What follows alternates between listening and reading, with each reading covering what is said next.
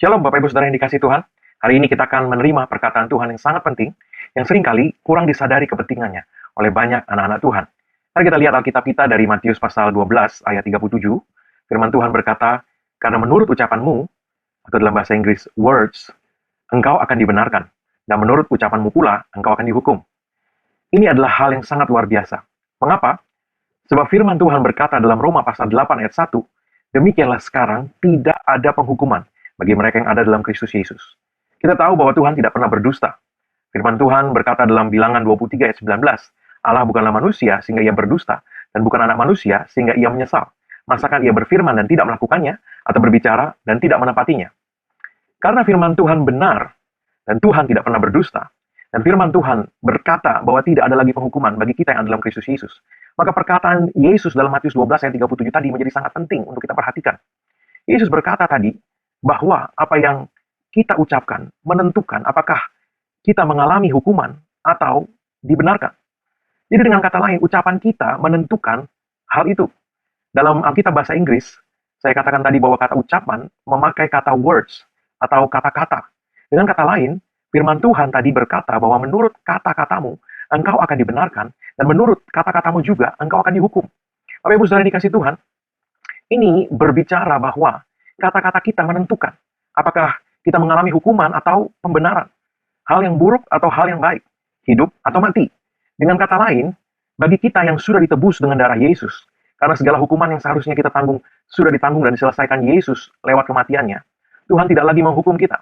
Yang justru dapat mendatangkan hukuman yang sebenarnya tidak perlu kita alami lagi adalah kata-kata kita sendiri. Kalau kita merenungkan hal ini lebih lanjut, kita akan dapat semakin melihat kebenaran hal ini. Mengapa? Sebab pada dasarnya perkataan kita itu mengekspresikan iman kita. Apa maksudnya hal ini? Maksudnya, kata-kata spontan yang keluar dari mulut kita di tengah suatu situasi adalah sesuatu yang mengalir dari pikiran dan hati kita.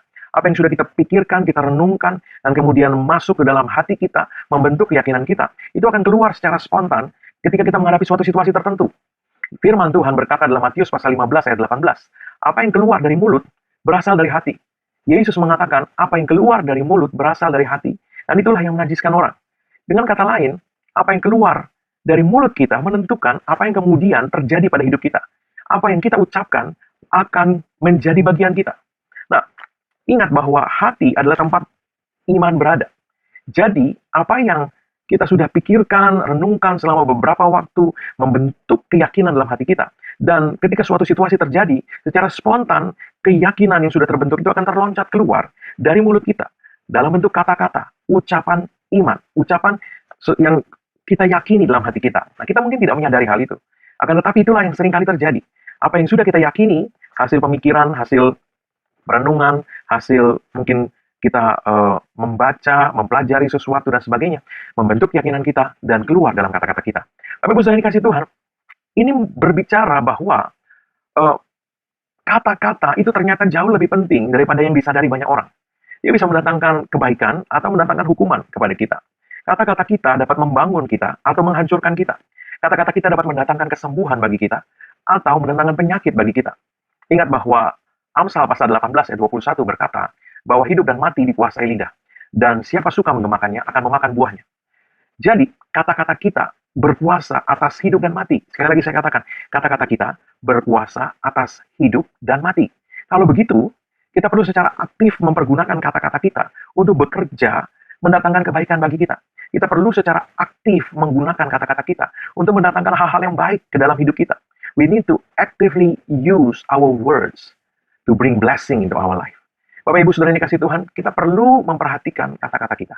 Yang kita ucapkan di hari-hari yang lampau, itu adalah yang membuat hidup kita seperti yang kita jalani hari ini. Sekali lagi, apa yang kita ucapkan di hari-hari yang lampau adalah apa yang membuat hidup kita seperti yang kita jalani hari-hari ini. Bapak Ibu Saudara dikasih Tuhan, ini sesuai. Ini yang dikatakan Yesus dalam Markus pasal 11 ayat 23. Dia berkata, "Aku berkata kepadamu, sesungguhnya barang siapa berkata kepada gunung ini, beranjaklah dan tercampur ke dalam laut, asal tidak bimbang hatinya, tetapi percaya bahwa apa yang dikatakannya itu akan terjadi, maka hal itu akan terjadi baginya." Dalam bahasa Inggris, kalimat terakhir itu bunyinya adalah he shall have whatsoever he said. Sekali lagi, he shall have whatsoever he said. Ia akan mendapatkan apapun kata-kata yang dia ucapkan. Jadi Bapak Ibu Saudara dikasih Tuhan, Yesus mengatakan bahwa apapun yang akan kita dapatkan, itu adalah apapun yang kita sudah ucapkan. Kata-kata yang kita ucapkan. Ingat, dengan kata-katamu, engkau dibenarkan, atau dengan kata-katamu, engkau dihukum. Bapak Ibu Saudara dikasih Tuhan, ini membuat kita perlu lebih memperhatikan apa yang masuk ke dalam hati kita, membentuk keyakinan kita, dan yang kemudian keluar dalam kata-kata kita. Sekali lagi, apa yang masuk ke dalam hati kita, menjadi perenungan pemikiran kita, dan kemudian membentuk keyakinan kita, dan kemudian keluar dari kata-kata kita ketika kita menghadapi situasi-situasi tertentu dalam hidup kita. Bapak Ibu Saudara dikasih Tuhan, untuk kita lebih memahami ini, saya mau menceritakan beberapa kesaksian. Yang pertama, hamba Tuhan Kenneth E. Hagin pernah menceritakan sebuah kejadian yang berbicara tentang kebenaran ini. Peristiwa itu terjadi sekitar bulan Juni tahun 1943. Pada waktu itu Kenneth Hagin sedang melayani dalam sebuah KKR di suatu kota di Texas Timur, dan seorang hamba Tuhan, pendeta yang kita sebut saja sebagai pendeta X, itu menggembalakan gereja di mana Kenneth Hagin diundang untuk melayani di situ. Ketika dia sedang berada di tempat itu, mungkin setelah selesai ibadah, beberapa hamba Tuhan itu mendatangi Kenneth Hagin dan kemudian berbicara kepada dia, menceritakan peristiwa yang terjadi beberapa waktu sebelum Kenneth Hagin datang melayani di sana. Mereka bercerita bahwa hamba Tuhan, pendeta X ini, itu beberapa waktu yang lalu mengalami serangan jantung. Dan ketika pendeta X ini berada di rumah sakit dalam kondisi antara hidup dan mati, koma, hamba-hamba Tuhan ini mendoakan pendeta X ini. Dan apa yang terjadi? Dokter yang merawat pendeta X ini, itu berkata kepada hamba-hamba Tuhan yang mendoakan pendeta X ini. Dokter berkata supaya mereka berhenti mendoakan pendeta X ini. Kenapa? Karena dokter berkata bahwa kalian menahan pendeta X dengan doa dan iman kalian. Dan dokter berkata, kalaupun dia pulih, dan saya ragu dia bisa pulih, pikiran pendeta X ini tidak akan beres lagi. Sebab darah sudah sempat tidak mengalir ke otaknya, tidak sampai cukup membawa oksigen ke otaknya selama lebih dari 10 menit pada peristiwa serangan jantung tadi. Nah, Bapak Ibu Saudara dikasih Tuhan, puji Tuhan, hamba-hamba Tuhan ini tidak berhenti mendoakan pendeta X. Dan mereka terus mendoakan dia. Dan apa yang terjadi? Pada hari yang ketiga, pendeta X ini sadar kembali. Pikirannya normal, dan itu membuat dokter-dokter yang merawat dia itu terheran-heran. Bapak Ibu Saudara dikasih Tuhan, beberapa malam berikutnya, ketika Kenneth Hagin masih melayani di gereja pendeta X ini, pendeta X ini menyampaikan pengumuman. Dan ketika pendeta X menyampaikan pengumuman, dia mengucapkan sesuatu yang terbalik. Dan apa yang kemudian terjadi adalah istri dari pendeta X ini kemudian berkata kepada pendeta X, wah, kamu mengacaukan pengumuman tadi. Benar yang dokter bilang, memang pikiranmu tidak beres. Kamu tidak akan pernah bisa berkhotbah lagi. Bapak Ibu Saudara dikasih Tuhan, karena ada Kenneth Hagin dan istrinya yang mendengar perkataan itu, istri Kenneth Hagin segera berkata kepada istri pendeta X tadi, dan istri Kenneth Hagin mengatakan bahwa suami saya pikirannya baik-baik saja. Akan tetapi, dia malah lebih parah malam ini. Malam ini, dia 3 kali salah mengucapkan apa yang seharusnya dia ucapkan. Bapak Ibu Saudara dikasih Tuhan, istri pendeta X tidak mau menerima koreksi itu, dan dia mengatakan hal tadi terus kepada suaminya. Ketika KKR berlangsung beberapa hari, dan Kenneth Hagin terus melayani di sana beberapa waktu, satu periode KKR biasanya pada waktu itu, Kenneth Hagin diingatkan Tuhan untuk menyampaikan sesuatu kepada istri pendeta X. Dan kemudian Kenneth Hagin mengatakan bahwa saya tidak tahu bagaimana kamu akan menerima ini, tapi Tuhan mengingatkan bahwa kalau kamu terus mengatakan hal ini, maka tidak lebih dari 2 tahun. Dia berkata, suamimu akan meninggal dalam 2 tahun. Pada mulanya istri pendeta X sempat marah. Akan tetapi karena kemudian dia menyadari bahwa Tuhan yang menyampaikan itu lewat Kenneth Hagin, maka dia tidak jadi marah. Dan selama beberapa waktu Kenneth Hagin dan istrinya masih di sana melayani, maka mereka melihat istri pendeta X itu tidak lagi berkata-kata seperti sebelumnya.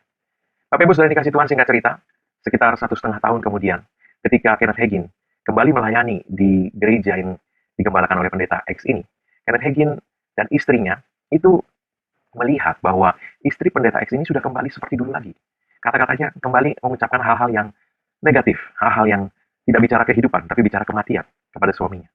Dan Kenneth Hagin kembali mengingatkan istri pendeta X ini. Tetapi kali ini dia tidak mau menerima itu. Bapak Ibu, Saudara yang dikasih Tuhan, beberapa bulan setelah itu, Kenneth Hagin mendapat kabar bahwa pendeta X meninggal dunia. Dan ketika Kenneth Hagin membandingkan dengan catatan jurnalnya, dia mendapati bahwa waktu pendeta X meninggal itu adalah sekitar 2 tahun dari sejak dia pertama kali menasihati istri pendeta X tadi. Bapak Ibu Saudara yang dikasih Tuhan, di kemudian hari, Kenneth Hagin mendengar bahwa istri pendeta X ini itu sudah undur dari Tuhan, dan dia menyalahkan Tuhan atas kematian suaminya. Nah, ini contoh di mana kita melihat dua hal. Yang pertama, kita melihat perkataan iman yang membawa kehidupan. Itu diucapkan oleh hamba-hamba Tuhan yang terus mendoakan untuk pendeta X ini pulih dan sembuh kembali. Perkataan iman ini, bahkan dokter sempat menyuruh mereka berhenti mengucapkan itu. Tapi mereka tidak berhenti. Dan yang kedua, kita melihat perkataan yang sebaliknya. Perkataan yang juga berasal dari keyakinan. Keyakinan istri pendeta X yang meyakini perkataan bahwa pikiran suaminya sudah rusak. Dan dia terus mengucapkan itu. Dan dia terus memperkatakan itu kepada suaminya. Mengucapkan itu terus dan terus. Dan kalau yang pertama mendatangkan kehidupan, kita melihat bahwa yang kedua mendatangkan kematian. Bapak-Ibu sekalian dikasih Tuhan, firman Tuhan dalam Roma pasal 10 ayat 8 mengatakan, tetapi apakah katanya ini? Firman itu dekat kepadamu, yakni di dalam mulutmu dan di dalam hatimu. Itulah firman iman yang kami beritakan. Firman itu dekat kepadamu, di mulutmu dan di hatimu. Renungkan ini. Kita tahu bahwa Tuhan menjadikan segala sesuatu. Dia menciptakan segala-galanya dengan firman-Nya. Atau dengan kata lain, kuasa Tuhan dilepaskan dengan kata-kata. Sekali lagi, kuasa Tuhan dilepaskan dengan firman. Dengan kata-kata. Ya, dengan kata-kata. Ini berarti bahwa kita dapat mengatakan bahwa kuasa, tadi dikatakan firman itu dekat kepada kita, dan karena kuasa Tuhan itu dilepaskan dengan kata-kata, maka kita bisa mengganti kata firman tadi, itu dengan kuasa. Ya, kuasa Tuhan dilepaskan dengan firman. Jadi kuasa itu dekat kepada kita, kuasa itu dekat kepada kita, yaitu di mulut kita dan di hati kita. Kuasa itu dekat kepada kita, yaitu di mulut kita dan di hati kita. Nah, Bapak Ibu sudah dikasih Tuhan, kita mungkin tidak melihat hasil seperti ketika Allah berfirman. Ketika Allah berfirman, maka itu jadi. Ketika Allah berfirman, maka itu jadi. Karena dia, Allah yang tahu bagaimana beroperasi dengan firman iman. Dia biasa melakukan itu, dia beroperasi seperti itu, dia selalu seperti itu. Tapi kita mungkin baru belajar mengenai hal ini, baru menyadari hal ini, atau kita sudah lama belajar dan kemudian kita lupa, ingat lagi, mendengar pengajaran firman Tuhan, kita ingat lagi, mungkin kita lakukan beberapa waktu dan kita lupa lagi, dan seterusnya. Maka kalau kita melihat bahwa ketika Allah berfirman, itu terjadi. Allah berfirman, itu terjadi seketika. Kita mungkin berpikir, wah, kok nggak terjadi? Karena kita nggak seketika melihat seperti Tuhan. Tapi kita perlu menyadari bahwa kita, kalau kita bandingkan dengan Tuhan, katakanlah Tuhan kekal adanya, dan kita hidup di dunia ini baru sekian puluh tahun. Kita baru belajar. Apa yang Allah dengan sangat efektif sekali gunakan, itu sesuatu yang baru buat kita, sesuatu yang baru kita pelajari atau kita terapkan. Dan kalau kita tidak melihat hasil secepat seperti ketika Allah berfirman, itu sesuatu yang wajar. Kita baru belajar. Nah, Bapak Ibu sekalian dikasih Tuhan, kita perlu menyadari kebenaran ini. Karena kalau tidak, kita hanya akan melakukan sesuatu sesaat dan kemudian kita berhenti melakukannya. Satu kesaksian lagi. Kenneth Hagin sendiri ketika dia berusia 16 tahun, dia mengalami kelumpuhan. Dan didiagnosa, dia menderita suatu kelainan darah yang tidak bisa disembuhkan. Dan jantungnya juga sudah mengalami kerusakan. Dokter mengatakan bahwa tinggal tunggu waktu saja, tinggal tunggu kematian. Tapi ketika Kenneth Hagin menerima pewahyuan mengenai kebenaran firman Allah dalam Markus pasal 11 ayat 23 tadi, ingat, kalau kamu berkata kepada gunung, tidak bimbang, tapi percaya. Apa yang kamu katakan akan terjadi, maka apapun yang kamu ucapkan itu akan kamu dapatkan. Maka ketika dia mendapatkan pewahyuan itu, dia mulai berkata, atas dasar firman Tuhan ini, dia mulai mengucapkan, saya percaya. Saya percaya. Ingat bahwa kata-kata itu diucapkan. Jadi dia mulai berkata, dia mulai mengucapkan, saya percaya, saya menerima kesembuhan atas kerusakan jantung saya. Dia berkata, saya percaya, saya menerima kesembuhan atas kelainan darah yang tidak bisa disembuhkan ini. Saya percaya, saya menerima kesembuhan dari kelumpuhan saya ini. Saya percaya, saya menerima kesembuhan dari ujung kepala sampai ujung kaki saya. Dan dia terus mengucapkan itu. Dan beberapa jam kemudian, dia tidak lagi lumpuh. Dia mulai dapat berjalan. Dan sejak itu, dia tidak pernah lagi mengalami sakit. Sampai dia dipanggil Tuhan di usia 90 tahun. 90 tahun lebih. Pada sekitar tahun 2000-an.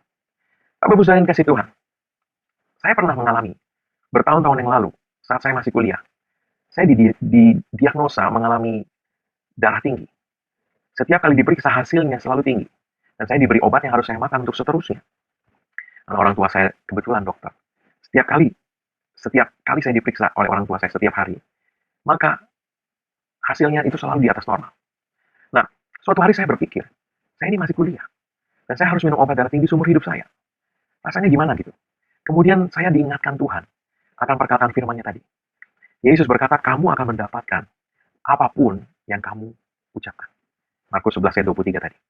Maka sejak itu, setiap kali saya diperiksa setiap hari oleh orang tua saya, nah, setiap kali saya diperiksa, saya selalu berkata, ini berapapun hasilnya, saya selalu berkata 120, 70.